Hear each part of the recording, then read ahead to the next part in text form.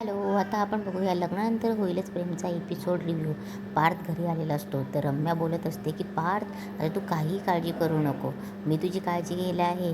मी इथे बसून सगळं ऑफिसचं मॅनेज करेल, तुला जायची काही गरज नाही. मी वर्क फ्रॉम होम करेल, तुझ्याजवळच बसेल, आपले क्लायंट वगैरे सगळं मॅनेज करेल आणि तुला सिनेमा कॉफीही आणून देत जाईल. तेव्हा पार्थ बोलतो की नाही रम्या, ऑफिसला जाणं महत्त्वाचं आहे. तेव्हा रम्या बोलते, अरे पार्थ तू महत्त्वाचा असं म्हणणार तेवढ्यात वसू तिला खुणवते. तेव्हा रम्या बोलते की म्हणजे तू सगळ्यांसाठी महत्त्वाचं आहे, मी करेल ना इथे बसून सगळं मॅनेज, तू नको टेन्शन घेऊ. तेव्हा मालिनी बोलते, रम्या अगं मी आहे ना, आणि मीच माझ्या घरातली मुलांची, माझ्या नवऱ्याची, हेच माझं ऑफिस आहे, मी सगळ्यांची बॉस आहे, तू नको काळजी करू अगं, मी बघेल सगळं. आणि तसंही मला माझी मुलांची आणि नवऱ्याची काळजी घेणं हेच सगळ्यात महत्त्वाचं काम वाटतं. तेव्हा पार्थ बोलतो, बाबा आईचं असं क्यूट बोलणं ऐकलं ना तर वाटतं की घरी आल्यासारखं. आणि विक्रम आणि पार्थ मानिनी हसायला लागतात. तेव्हा वसूला थोडीफार शंका यायला लागते की मानिनी असं का वागायला लागली म्हणून. इकडे जीवा भास्करची वाट बघत असतो.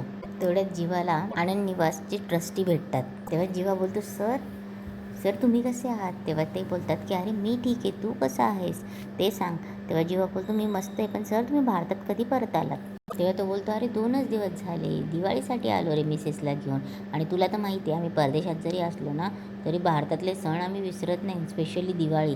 तर ते जाऊ दे, बाकी नंदिनी कशी आहे आणि कधी हो आम्ही आनंद निवासला पाणीपुरी कधी खायला घालतोयस. तेव्हा ते आनंद निवासबद्दल कौतुक करत असतात आणि नंदिनीचंही कौतुक करत असतात. ते सांगत असतात की आनंद निवास असं आहे ना, तिथे खूप शांतता वाटते. खरं तर तिथली ती जागा खूप शांत आहे, नंदिनीचं शांतता सगळी तिथे पसरली आहे. ते आनंद निवासचं कौतुकावर कौतुकच करत असतात. आणि तेव्हा ते बोलत असतात की अरे बरं ते जाऊ दे, आम्ही जी फंडिंग केली होती त्याच्यावर प्रोजेक्टबद्दल जे डिस्कशन झालं तर ते सुरू झालं की नाही. तेव्हा जीवा मान खाली घालतो. तेव्हा ते विचारतात काय झालं. तेव्हा जीवा बोलतात की सर माझ्याकडनं तो खूप मोठी चूक झाली. तेव्हा जेव्हा आत्तापर्यंत जे काही घडलं ते सगळं सांगतो त्यांना. तेव्हा जेव्हा सगळी स्टोरी सांगत असतो, सगळं सांगून झाल्यावर जेव्हा खालीच बसतो तेव्हा ते बोलतात, अरे बापरे म्हणजे आनंद निवास हातचं जाणार आहे. तेव्हा जेव्हा बोलतो, नाही नाही सर असं काही बोलू नका. तेव्हा ते बोलतात की नाही नाही सॉरी, मला असं म्हणायचं नव्हतं, ते अचानक एवढं सगळं ऐकल्यावर मी रिॲक्ट झालो, पण तू काळजी नको करू, मला खात्री आहे की तू नंदिनीला तिचा आनंद निवास नक्की परत मिळवून देशील, यात मला काही करता येईल का. तेव्हा जेव्हा बोलतो, नाही सर मला आत्ता लगेच असं सांगता नाही येणार. तेव्हा ते बोलतात की काळजी नको करू, हे घे माझं कार्ड घे, हक्काने मला कॉल कर आणि तुला जेही काही लागेल ना ते मला सांग. तेव्हा जीवाला ते कार्ड देतात आणि तिथून चालले जातात. इकडे नंदिनी आणि काव्या पार्थला बघायला येते. तेव्हा विक्रम बोलतो, ये ये बस. तेव्हा विक्रम बोलतो, अगं ये ये बस. तेव्हा काव्या थोडी घाबरतच बसते, मानिनीसमोर असते म्हणून. तेव्हा पार्थ बोलतो, नंदिनी माझ्या मेडिसिन बॉक्समध्ये जो मलम आहे ना तो काव्याने त्यांच्या हाताला लावा प्लीज. तेव्हा मानिनी बोलते की पार्थ आता तू तुझी काळजी घे, आम्ही आहोत ना काव्याची काळजी घ्यायला. तेव्हा विक्रम बोलतो की मानिनी अगं आता उठ जरा, तिच्या आवडीचं काहीतरी गोडाधोडाचं बनव, पोरीने केवढं मोठं काम केलं आहे, एवढी मोठी अग्निपरीक्षा दिली, मला खूप कौतुक आहे काव्य बाळा तुझं. तेव्हा विक्रम विचारतो की काव्य बाळा तू हे सगळं कसं केलं, तुझा तर विश्वास नव्हता ना. तेव्हा काव्य शांत होते आणि बोलते, मानिनी काकूंचं आहे ना, आणि झाले की काका देशमुख बरे, आणि पार्थ देशमुखांसाठी एवढं करणं. तेव्हा काव्य बोलते की हे पार्थ देशमुखांपुढे हे काहीच नाही आहे, याची किंमत काहीच नाही आहे. तेव्हा मानिनीला खूप छान वाटत असतं. इकडे जीवा भास्करची वाटच बघत असतो. इकडे जीवा बोलत असतो की महाजनी काकांसारखे जेन्युइन माणसे ह्या जगात असतील तर किती बरं असेल ना. काका तुमच्या 2-3 शब्दांनी मला किती धीर आला. मागे भास्कर कोणाशी तरी बोलत असतो, काही लोकांना व्यवहार हा जमतच नाही. तेव्हा जीवा बोलतो, काका इथे तुम्ही, मी तुमच्या ऑफिसमध्ये गेलो होते तेव्हा मला इथे कळलं की तुमची मीटिंग इथे कॅफेमध्ये. तेव्हा भास्कर बोलतो, म्हणून तू इथे लाचार कुत्र्यासारखा माझ्या पाठीमागे धावत आलास. तेव्हा जीवा बोलतो की काका. तेव्हा भास्कर बोलतो की काका नको बोलू, सर म्हणायचं. तेव्हा जीवा बोलतो की सर प्लीज सर माझं ऐकून घ्या ना. तेव्हा भास्कर बोलतो, तुला दिसत नाही का टाईम नाही आहे मला. तेव्हा जीवा बोलतो, प्लीज सर प्लीज माझं ऐकून घ्या ना. तेव्हा भास्कर बोलतो की चल बोल काय म्हणणं आहे तुझं. तेव्हा जीवा बोलतो की प्लीज भास्कर, प्लीज सर मला माझं आनंद निवास परत द्या, तुमचा राग माझ्यावर होता ना, आम्ही काय बिघडवलं होतं तुमचं. तुम्हाला मी रिक्वेस्ट करतो आहे, तुम्हाला पाहिजे ते मी द्यायला तयार आहे. तेव्हा भास्कर बोलतो की तू काय देणार आहेस रे, बापाच्या जीवावर जगणारा नालीतला किडा आहेस तू. तेव्हा जीवा बोलतो की सर मी तुमचं काय बिघडवलं होतं आणि तुमचा राग माझ्यावर होता तर नंदिनीने काय बिघडवलं होतं. तेव्हा भास्कर हसायला लागतो. इकडे भास्कर काव्याचं कौतुक करत असतो आणि काव्याला सांगत असतो तुला माहिती आहे तू हे सगळं करून काय शिक्कामोर्तब केलं असतो की अगं तुला माहिती आहे ना आपल्या घरातल्या पुरुषांना आगीपासून धोका आहे. पहिले माझं झालं, मला तुझ्या सासूने वाचवलं, नंतर जीवा असं झालं आणि आता पार्थ, मानिनी पाठोपाठ नंदिनी. आता तूही हे सिद्ध केलंस की वटपौर्णिमा साजरी करायला कुठल्या तिथीची नाही, आतून येणाऱ्या प्रेमाची गरज असते. विक्रम खूप जास्त कौतुक करत असतो काव्याचं. तेव्हा भास्कर बोलतो की अरे विक्रम देशमुखचा मुलगा असून एवढा बिंडूक कसा असू शकतो रे हा, तुझ्यावर राग नव्हता, तुझ्यावरच्या रागाची शिक्षा नंदिनीला नाही दिली, राग नंदिनीवर होता तिची शिक्षा तुला दिली. तेव्हा जेव्हा बोलतो काय, तेव्हा भास्कर बोलतो तुझ्या त्या नंदिनीमुळे माझ्या शणयाचं लग्न पार्थशी झालं नाही, स्वतः त्या नंदिनीने स्वतःही पार्थशी लग्न केलं नाही आणि माझ्या शणयाचंही होऊ दिलं नाही. तेव्हा विक्रम बोलतो चला आपण थोडी गर्दी कमी करूया, आता पार्थला आराम करू द्या. तेव्हा वसू बोलते रम्याला चल आपल्यामुळे गर्दी होते चल. तेव्हा विक्रम बोलतो अगं, तेव्हा वसू बोलते नाही नाही राहू दे. तेव्हा वसू आणि रम्या तिथून निघून जातात. तेव्हा नंदिनी बोलते काव्या पार्थनं दिलेली पथ्य आहेत ना तुला माहितीच असेल ना.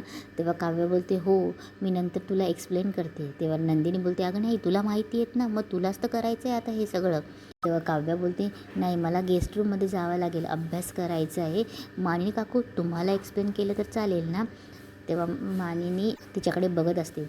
तेव्हा काव्या बोलते की मी जाते अभ्यास करायला.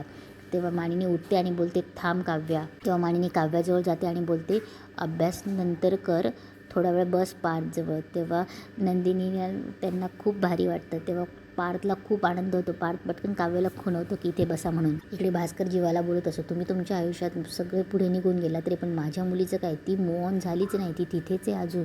तेव्हा जीवा बोलतो पण सर आनंद निवास घेऊन शणयाला पार्थदादा मिळणार थोडी आहे. भास्कर बोलतो किती महत्त्वाचं बोललास, बरोबर बोललास, आनंद निवास घेऊन शणयाला पार्थ थोडी मिळणार आहे, पण आनंद निवास घेऊन अख्ख्या देशमुखांना माझ्या शणयाची आठवण येत राहील. तेव्हा जीवा बोलतो की ठीक आहे सर, तुम्ही चुकीच्या पद्धतीने का असे ना मला माझी जागा दाखवली म्हणतायत ना, बरोबर मी शणयासाठी काय केलं की तुम्हाला बरं वाटेल.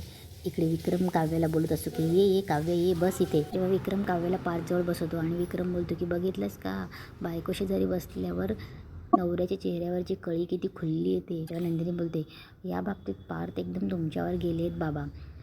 मग आई तुमच्याशी बोलायला येतात तेव्हा तुमच्या पण चेहऱ्यावर कसं हसायला येतं. तेव्हा पार्थ बोलतो काय आहे. तेव्हा हात वरती करतो. तेव्हा काव्या त्याचा हात करते खाली ठेवते आणि बोलते की शांत बसा. तेव्हा विक्रम नंदिनीला बोलतो की जीवाही तसाच आहे गं, पहिले फक्त आई आई करत होता, आता सारखा नंदिनी नंदिनी करतो. तेव्हा नंदिनीचा चेहरा थोडा शांत खाली बघते नंदिनी आणि मी आलेच म्हणून निघून जाते. तेव्हा विक्रम बोलतो चल मानिनी आपणही निघूया आता, नवऱ्याची काळजी घ्यायला बायको आहे आता. तेव्हा ते दोघंही जातात. तेव्हा पार्थ आणि काव्या एकमेकांकडे बघून स्माईल करतात. इकडे भास्करला वेटर कॉफी देतो. तेव्हा वेटरकडनं कॉफी सांडते. तेव्हा भास्कर त्याच्यावर ओरडतो आणि बोलतो की सॉरी सर मी साफ करून देतो. तेव्हा भास्कर बोलतो नाही तू नको साफ करूस. तेव्हा तो जीवाकडे बघून बोलतो की तू म्हणाला होतास ना की मी तुमच्यासाठी काय करू, साफ कर ही कॉफी, दे त्याला रुमाल. तेव्हा तो वेटर देत नसतो. तेव्हा भास्कर त्याच्यावर ओरडतो आणि बोलतो की दे त्याला रुमाल. तेव्हा रुमाल जीवा घेतो, खाली बसतो आणि तिथली कॉफी रुमालाने साफ करत असतो. भास्कर मुद्दामच कपातली कॉफी पुन्हा त्याच्या पायाच्या बुटांवर टाकतो. तेव्हा जीवा त्याच्याकडे बघत असतो आणि जीवा मुकाट्याने ती कॉफी साफ करत असतो. तेव्हा भास्कर त्याच्या क्लायंटला सांगत असतो की विक्रम देशमुखांचा मुलगा माझ्या पायाशी आहे. तेव्हा जीवाला खूप राग येत असतो पण जीवा उठतो आणि बोलतो की सर आता तरी आनंद निवास द्या ना परत. तेव्हा भास्कर बोलतो काय जीवा, एवढीशी कॉफी पुसल्यावर मी तुला आनंद निवास परत देईल, माझी जरा वेगळी डील आहे. तेव्हा जीवा बोलतो काय डील आहे सांगा ना सर, मी नंदिनीसाठी काहीही काहीही करायला तयार आहे. तेव्हा भास्कर बोलतो अच्छा जा तुझ्या भावाला जाऊन सांग तुझ्या आत्याची बायको सोड आणि माझ्या शणयाशी लग्न कर म्हणून. तेव्हा जीवा बोलतो काय. तेव्हा भास्कर बोलतो हां जा तुझ्या भावाला तयार कर शणयाशी लग्न कर म्हणून. तेव्हा जीवा बोलतो की सर हे असं कसं शक्य आहे, पार्थदादाचं ऑलरेडी लग्न झालं आहे, तो शणयाशी कसा लग्न करेल, हे शक्य नाही होणार सर. तेव्हा भास्कर बोलतो की मग मी हे आनंद निवास देणार नाही, जा इथेच. आणि इथेच आजचा एपिसोड संपतो.